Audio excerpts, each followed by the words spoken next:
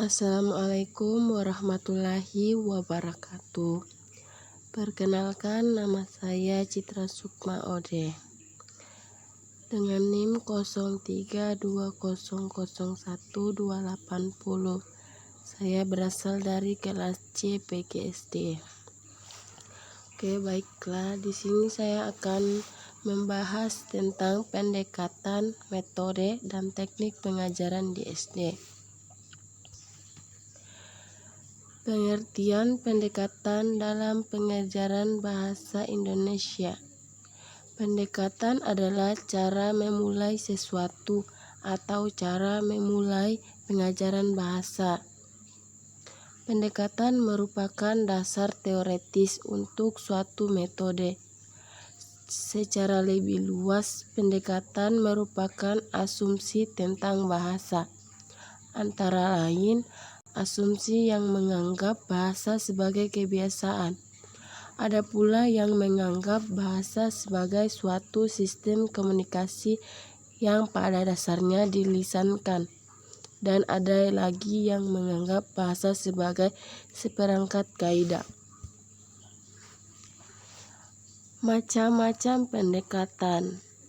1. Pendekatan kontekstual. Menurut Johnson, mengungkapkan sistem kontekstual adalah suatu proses pendidikan yang bertujuan membantu peserta didik melihat makna dalam bahan yang mereka pelajari dengan cara menghubungkan dengan konteks kehidupan sehari-hari. Kedua, pendekatan komunikatif. Pendekatan komunikatif merupakan pendekatan yang berlandaskan pada pemikiran bahwa kemampuan menggunakan bahasa dalam berkomunikasi merupakan tujuan yang harus dicapai dalam pembelajaran bahasa. Ketiga, pendekatan tujuan. Pendekatan tujuan ini dilandasi oleh pemikiran bahwa dalam setiap kegiatan belajar mengajar yang harus dipikirkan dan ditetapkan lebih dahulu ialah tujuan yang hendak dicapai. Dengan memperhatikan tujuan yang telah ditetapkan, itu dapat ditentukan metode mana yang akan digunakan dan teknik pengajaran yang bagaimana yang diterapkan agar tujuan pembelajaran tersebut dapat tercapai. Jadi, proses belajar mengajar ditentukan oleh tujuan yang telah ditetapkan untuk mencapai tujuan itu sendiri. 4. Pendekatan struktural. Pendekatan struktural merupakan salah satu pendekatan dalam pelajaran bahasa yang dilandasi oleh asumsi bahwa bahasa sebagai seperangkat kaidah, norma, dan aturan. Pendekatan struktural merupakan salah satu pendekatan dalam pembelajaran bahasa yang dilandasi oleh asumsi bahwa bahasa sebagai seperangkat kaidah, norma, dan aturan.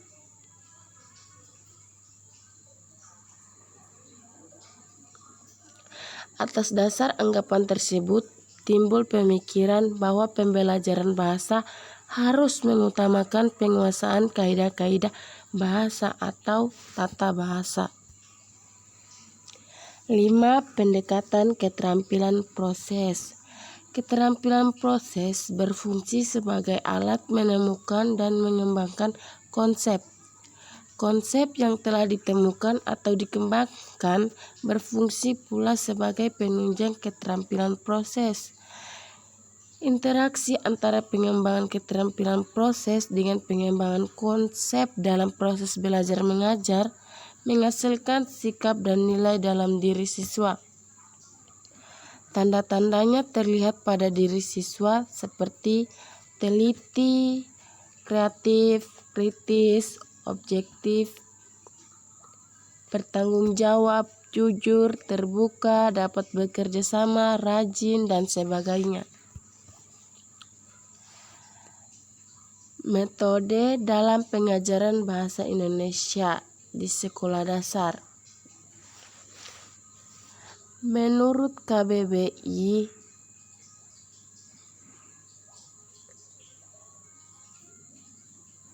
PJS Wadarminta.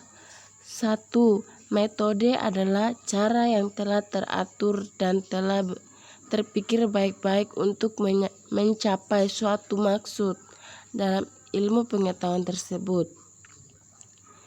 Cara menyelidiki, mengajar, dan sebagainya. Misal sebagai untuk menyelidiki sejarah kebudayaan. 2. Buku pelajaran, cara belajar, misalnya menggambar. Menurut KBBI, M. Zulfajri dan Ratu Aprilia Senja, metode adalah cara sistematis dan terpikir secara baik untuk mencapai tujuan, prinsip-prinsip, dan praktek-praktek pengajaran bahasa. Macam-macam metode. 1. Metode ceramah. Metode ceramah merupakan cara konvensional, yaitu dengan menyampaikan informasi secara lisan kepada siswa. 2. Metode pembelajaran diskusi. Metode diskusi adalah suatu metode pengajaran yang mengedepankan aktivitas diskusi siswa dalam belajar memecahkan masalah. Metode ini dilakukan dengan membentuk kelompok diskusi untuk membahas satu masalah. 3. Metode demonstrasi. Metode demonstrasi adalah metode pengajaran yang dilakukan dengan cara bentuk praktikum, sehingga siswa melihat langsung apa yang sedang dipelajari. Metode ini biasanya lebih menarik dan membuat siswa lebih fokus terhadap materi pelajaran. 4. Metode pembelajaran resitasi. Metode pelajaran resitasi mengharuskan para siswa membuat suatu resume mengenai materi yang sudah disampaikan oleh pengajar. Resume tersebut dituliskan di dalam kertas dengan menggunakan kata-kata sendiri dari para murid. 5. Metode eksperimen. Metode eksperimen dilakukan dengan kegiatan praktikum atau percobaan lab, sehingga siswa dapat melihat materi pelajaran secara langsung. Teknik pengajaran bahasa Indonesia di SD. Teknik pembelajaran adalah cara yang dilakukan guru dalam mengimplementasikan suatu metode secara spesifik. Misalnya, penggunaan metode diskusi. Perlu digunakan teknik yang berbeda pada kelas yang siswanya tergolong aktif dengan kelas yang siswanya tergolong pasif. Ada juga teknik pembelajaran adalah serangkaian cara, upaya, dan siasat yang dilakukan oleh guru untuk melaksanakan proses belajar mengajar secara optimal kepada para siswa. Ada beberapa macam-macam teknik pengajaran di SD. 1. Teknik ceramah. Teknik ini juga merupakan teknik pembelajaran paling populer dan hingga saat ini paling sering digunakan oleh para guru. Pengertian dari teknik ceramah adalah guru memberikan materi di depan siswa secara lisan. 2. Teknik diskusi. Teknik diskusi adalah suatu teknik pembelajaran di mana guru menyajikan suatu permasalahan dan siswa dimintai mengungkapkan ide, opini, argumentasi, serta narasi yang berkaitan dengan materi tersebut. Dibutuhkan guru yang benar-benar kreatif, komunikatif, dan aktif dalam mengelola sebuah diskusi di teknik ini. 3. Pengertian teknik tanya jawab. Pengertian dari teknik pembelajaran yang tanya jawab adalah suatu teknik di mana guru memberikan berbagai pertanyaan kepada siswa yang bertujuan membangun pemahaman mereka akan materi yang sedang dipelajari.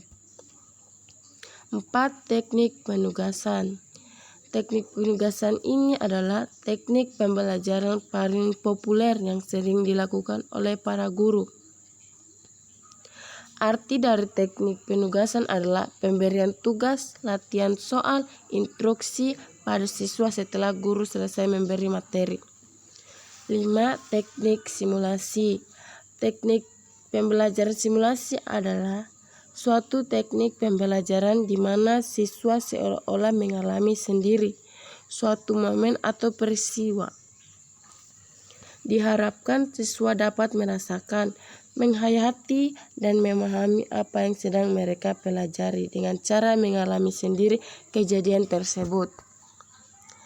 Sekian dan terima kasih.